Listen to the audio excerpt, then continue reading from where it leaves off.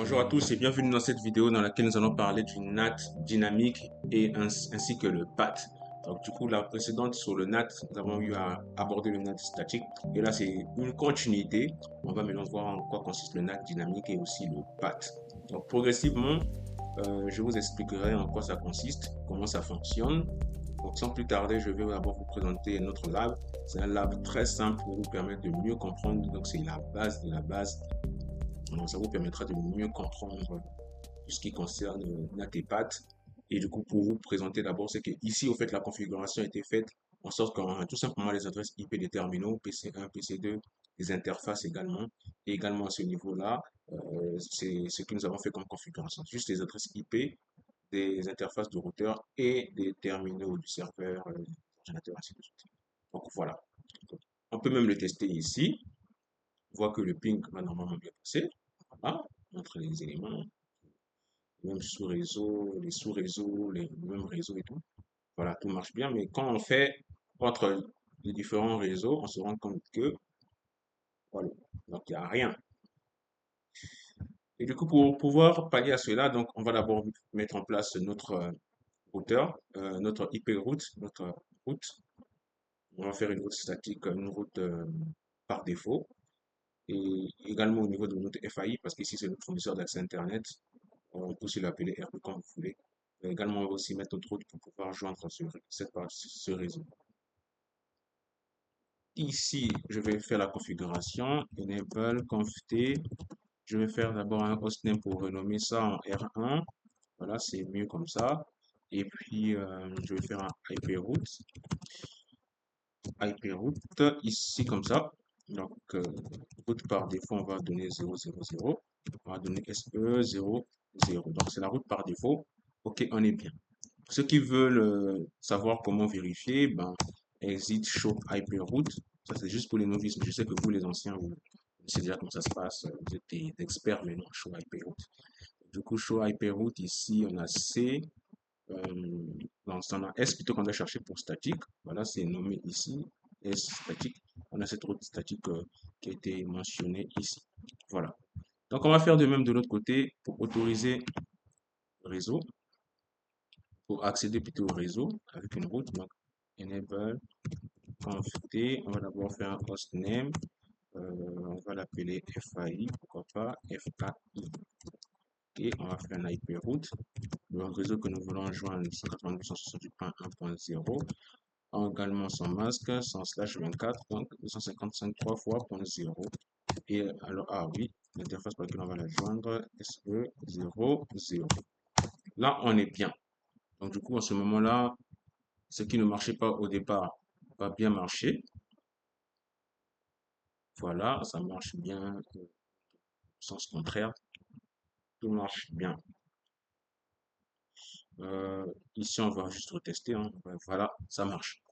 Donc, ceci étant, pour voir la pertinence de notre NAT dynamique, bah, nous allons mettre une access list ici afin de bloquer au fait le trafic provenant de cette hôte et on va permettre tous les autres. Donc, ici, on va faire une access list, c'est l'interface série, juste en entrée. Donc, on va faire access list one deny. L'autre, c'est en 192.168.1.10. Donc, du coup, les détails concernant cela sont donnés dans la vidéo sur l'access list 1.10 et c'est ça. Donc, du coup, étant donné qu'il y a une règle dans l'access list qui est implicite, donc ce qui n'est pas permis est d'office refusé. Donc, du coup, je vais faire access list pour permettre tous les autres. Access list one, permit, je fais any pour tous les autres. Et voilà, là on est bien. Maintenant, ce que je vais faire, c'est que je vais faire mes tests. Tout à l'heure, tout marchait bien, mais vous allez voir que quand je vais, bien sûr, ça va marcher. Je viens de me souvenir. Pourquoi? Parce que nous avons pas encore, nous avons bien configuré notre ACL, mais nous devons l'appliquer. Nous devons l'appliquer au niveau de notre interface. Donc, du coup, on va faire conft pour venir appliquer notre access list. Interface série 000. On va appliquer notre access list ici. IP access group, le nom de l'access list 1. Le trafic, il est in, donc il doit en entrer. Et également dans la vidéo sur les access lists, tout est expliqué. Donc c'est en entrée, donc on fait in, c'est bon. Maintenant, on va tester. Nous allons tester pour voir si tout est OK. Excellent. Donc là, on va tester, on va voir que ça marche pas. Je n'ai pas la possibilité de joindre, mais avec lui, j'ai la possibilité de joindre. Ça marche. Ça marche. Pourquoi? Parce que l'access list ne permet pas cela. Et ça permettra de voir la pertinence au fait de notre NAT dynamique. C'est juste pour ça qu'on a mis cette access list. Vous allez voir la pertinence de notre access list. Pourquoi? Quand il va faire la correspondance, c'est-à-dire que il va transformer cette adresse privée en adresse publique et vous verrez au fait que ça marche bien. Et là, je me dis, vous allez me poser la question, mais tout à l'heure, dans la vidéo précédente sur le NAT statique, tu as eu à dire que ben, également, on fait correspondre une adresse IP plus privée à une autre adresse IP publique.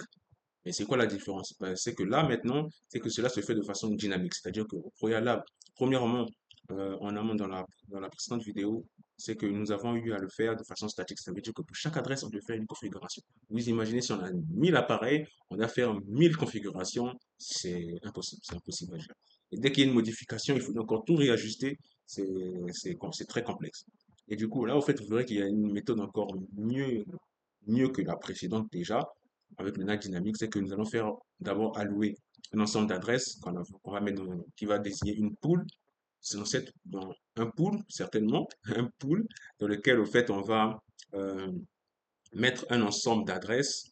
Et c'est cet ensemble d'adresses que nous allons allouer, au fait, aux différentes adresses de notre réseau ici. Supposons que nous avons 10 appareils ici et que nous avons que 9 adresses qui ont été allouées. Ça veut dire qu'il n'y aura que 9 adresses disponibles pour le NAT.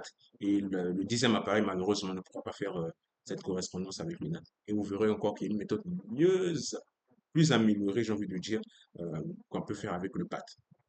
Il faut comprendre la pertinence tout à l'heure lorsque nous abordons cela. Donc, du coup, pour le NAT dynamique, premièrement, on va d'abord mettre notre pool.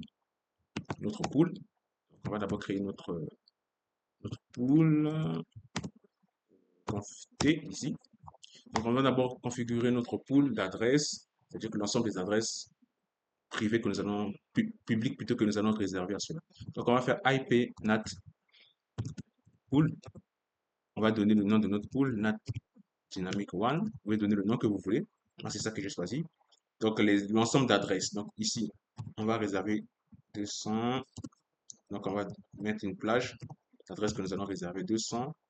Voilà, 200, 200.200.20. Voilà. Donc, ici, on a à peu près, pour bien compter, je pense bien, ça fait 15 adresses, 15 à 16 adresses. Et du coup, on a network, netmask plutôt.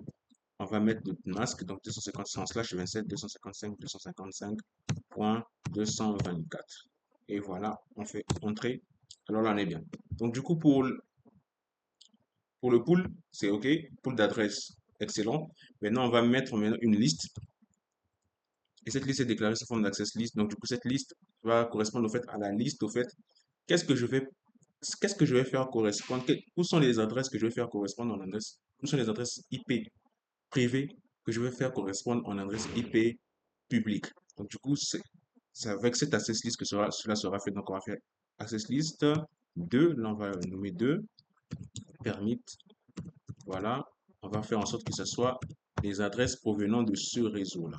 Donc, 192.168.1.0. On met le masque inversé 255. On est bien, je pense que tout est OK. Voilà, on fait entrer. Cela étant fait, donc on a la liste pour ici. On a également le pool d'adresses. Et maintenant, là, il faudrait faire le mappage, c'est-à-dire que la jonction ou bien la correspondance. Donc, c'est vrai que les adresses seront allouées de façon dynamique et tout ça, en fonction de la plage que nous avons mis, de la plage d'adresses que nous avons voilà, mis de côté, préservée dans notre pool.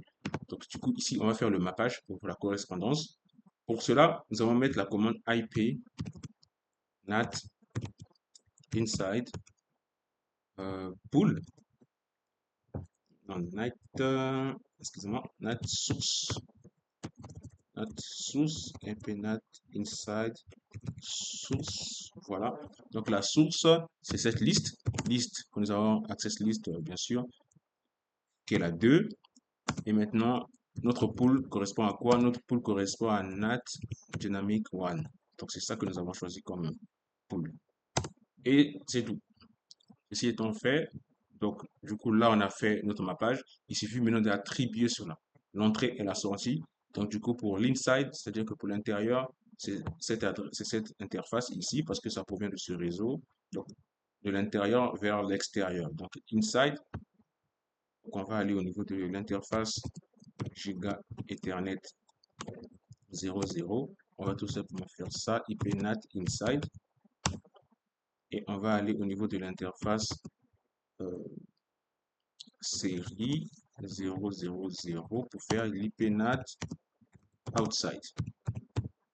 Donc, du coup, pour ceux qui ont des questions, n'hésitez pas à le mettre en commentaire. Je vais toujours l'insister. C'est important que chacun d'entre vous, 100% de ceux qui suivent ces vidéos, doivent comprendre. Parce qu'il y a toujours un moyen de vous expliquer. Tout le monde doit comprendre. Donc, du coup, là, on a fait ipNAT inside, ipNAT outside. Et on va maintenant tester. Vous vous souvenez que tout à l'heure, on avait une access list qui ne permettait pas, qui empêchait à ce que voilà les paquets provenant avec cette adresse qui est adresse source celle-ci puissent accéder à ce serveur. Donc du coup là, on va voir est-ce que ça va toujours empêcher. Si c'est le cas, ça veut dire que ça ne marche pas, notre correspondance en adresse privée ne marche pas, en adresse publique ne marche pas. Si c'est pas le cas, ça veut dire que ça a bien marché. Donc du coup, on va faire le même delete, on va faire, et voilà, ça passe. Pourquoi? Parce qu'il y a une correspondance d'adresse. On peut même faire un test comme ça. Bon, il y a plusieurs façons de pouvoir vérifier. Ici, on peut le faire comme ça. On peut faire simulation. Au niveau de la simulation, on peut tout simplement faire avancer. On va voir ici. Je vais voir que la source 192.1.10, c'est normal. Destination, voilà, 209, ainsi de suite. Voilà, point 100. Et arrivé au niveau de là, quelle est la source? Attendez. Ah, toujours la même source. Ok, pas de problème. Maintenant, quand on s'acquitte, qu'est-ce qui se passe? On s'acquitte maintenant notre routeur. On va maintenant voir la source. On se rend compte que IP source, on attribue la première adresse. C'est toujours la même destination. Donc, du coup, ça veut dire que la translation d'adresse a été bien faite. Et par la suite, vous verrez que le ping marche. Bon, c'est vrai que dans la vraie vie, dans la réalité, on n'a pas la possibilité de voir ça comme ça, comme en simulation. Bien sûr, j'ai tout prévu. J'ai tout prévu. Il y a la commande. On peut activer le débugage. Bon, par défaut, c'est désactivé parce que ça prend beaucoup de bandes passantes. Donc, du coup, on peut venir ici, on peut faire debug, ipNAT. Et voilà. Donc, à chaque fois qu'il y aura des requêtes, par exemple, ici, on peut faire un ping avec cette adresse-là. On peut venir ici.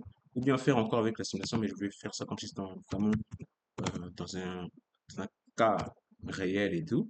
Donc, on sera à notre ordinateur, on va faire un ping, par exemple, à 180, euh, 209.209.209, encore, point, ici, 100.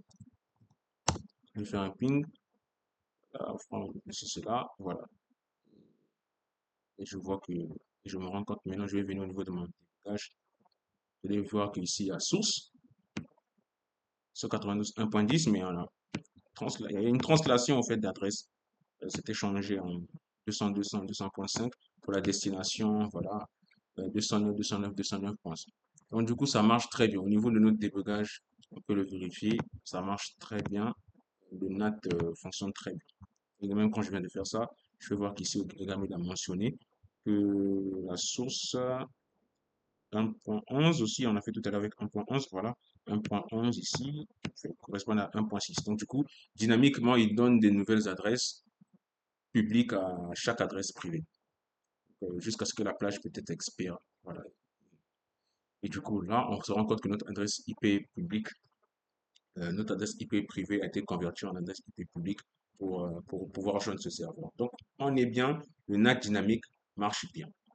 Maintenant, quel est le petit souci avec le NAT dynamique? Donc, du coup, là, étant donné que c'est un FAI, un fournisseur d'accès Internet, vous allez vous rendre compte que, en fait, le fournisseur d'accès Internet ne va pas donner pour mon réseau, par exemple, à la maison, si j'ai une box, voilà, si j'ai 10 appareils, il ne va pas me donner 10 adresses IP privé, public plutôt, à ma box. C'est pas possible, c'est pas possible. Donc, du coup, pour cela, c'est là maintenant que nous allons nous rendre compte de la pertinence du PAT. Pourquoi? Parce que, étant donné que l'IP version 4 ici, nous avons un nombre d'adresses limité, j'ai envie de dire, et que, ben, et que nous voulons faire une correspondance à chaque fois. Vous imaginez pour le nombre d'utilisateurs d'Internet et que si chacun avait une adresse IP privée pour chacun de ses appareils, chez lui à la maison et au travail, quel que soit l'endroit où il se trouve, vraiment on ne devait pas s'en sortir. Et du coup, là, en fait, étant donné qu'il y a une pénurie au fait d'adresses IP publiques, donc du coup, pour cela, en fait, c'est qu'il serait plus judicieux au fait de faire en sorte que, avec une seule adresse IP publique, on puisse faire, on puisse faire une correspondance avec, on puisse faire cette correspondance dans tout notre réseau. C'est-à-dire que pour chaque adresse IP privée de mon réseau, chaque adresse IP privée de mon réseau, nous allons faire une translation avec la même adresse IP publique. Et où sera la pertinence? La pertinence, la différence se fera juste plus au niveau du port. Donc, vous allez voir, en fait, comme tout à l'heure, quand nous allons voir la translation, on va d'abord annuler le débugage parce qu'il va prendre notre bande passante et tout. No debug avec NAT. OK. Donc, nous allons voir maintenant la pertinence tout à l'heure. Nous allons voir la différence. Donc, du coup, là, nous allons configurer maintenant le path. Vous allez me dire, ah ben oui, le path, comment on va le faire? C'est la même procédure. C'est la même procédure. J'ai envie de dire quasiment la même commande. Il y a juste un élément qu'on va juste ajouter qui va faire la différence. Donc, du coup, là, après avoir configuré le NAT, nous allons parler du path. Et le path aussi, le path, c'est vrai que ça fait, c'est le pour path, vous voyez ici, on a Network Address Translation et path, on a Port Address Translation. Donc, à défaut de l'appeler path, on peut aussi l'appeler surcharge NAT. Pourquoi? Parce que c'est pour plusieurs adresses privées, on fait correspondre, on les fait correspondre à la même adresse IP euh, publique. On fait une translation de la même adresse IP publique pour tous ces différents terminaux, juste avec, donc c'est en quelque sorte comme une surcharge en soi.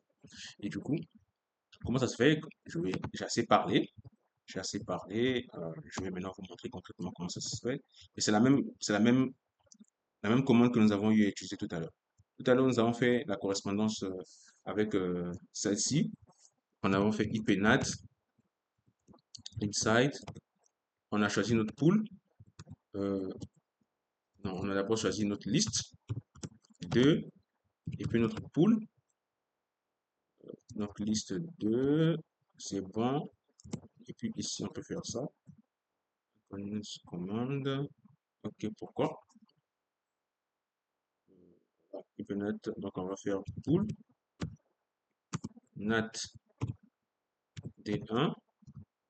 Et du coup, étant donné qu'on a parlé de surcharge, vous allez comprendre, on fait overload, qui veut tout simplement dire surcharge.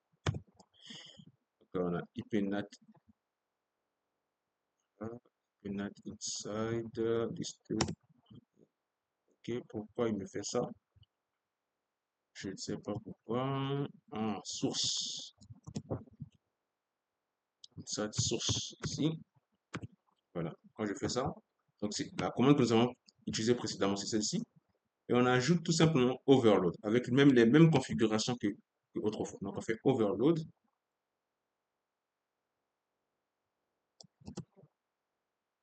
Overload. Et là, vous allez voir, je vais réactiver mon débugage, vous allez voir la différence. Vous allez voir que c'est avec la même adresse qui fait les translations. Donc je reviens ici dans ce mode, je fais debug IPNAT, super. Donc du coup là, ce que je vais faire ici, c'est que je vais faire ça avec ça et point 11 avec ça. Vous allez maintenant voir les translations. C'est là que ça devient intéressant. Au niveau des translations, qu'est-ce qu'on on constate? On voit que quand la source c'est 192.168.1.10, c'est-à-dire ici, il fait une translation avec 200.200.200.6 vers cette destination. Mais quand la source c'est 192.168.1.11, celle-ci, il fait une translation vers la même adresse. Voilà. Contrairement à précédemment, c'est qu'on avait une translation soit ici 2.6 et là on avait plutôt 200.5. Ici on a 200.6, mais là en fait on voit que les deux c'est vers la même adresse. Et là, notre NAT, là, nous pouvons dire que notre path fonctionne. Pourquoi? Parce que là, il se base tout simplement sur l'adresse, mais en dessous, au fait, c'est un port qui est désigné. C'est vrai qu'ici, Scopa 4 ça ne nous donne pas la possibilité de pouvoir voir. Tout le monde se, voilà. J'ai pas la possibilité ici, par la commande debug, de pouvoir voir. Au moins, vous comprenez au fait que c'est la même adresse qui est utilisée. Et là, on n'aura pas de problème en soi d'adresse publique. Parce qu'on n'a qu'une seule adresse publique que nous allons utiliser. Et ben, pour chacune des adresses privées, on va faire correspondre à cette même adresse dans notre réseau. Et c'est le cas, au fait, c'est le cas pour les box Internet que nous avons à la maison. Donc, du coup, je pense que concernant la configuration du NAT dynamique et du PAT, vous êtes maintenant de pro. Il suffit encore davantage de vous exercer. N'hésitez pas à me faire savoir en commentaire si cela vous a plu, la façon dont ça a été dispensé, s'il y a encore des choses à améliorer. N'hésitez pas à mentionner. Si vous avez des suggestions de vidéos, n'hésitez pas. Pour ceux qui ont des questions, toujours en commentaire, c'est avec grand plaisir. Et bien sûr, vous connaissez la chanson, likez, abonnez-vous, etc. pour faire grandir encore cette communauté. Ça me fait vraiment plaisir de vous partager toutes ces connaissances. On se retrouve la prochaine fois pour d'autres vidéos. C'était avec encore un grand plaisir. C'était Yoka Saint-Dieu. Allez, ciao.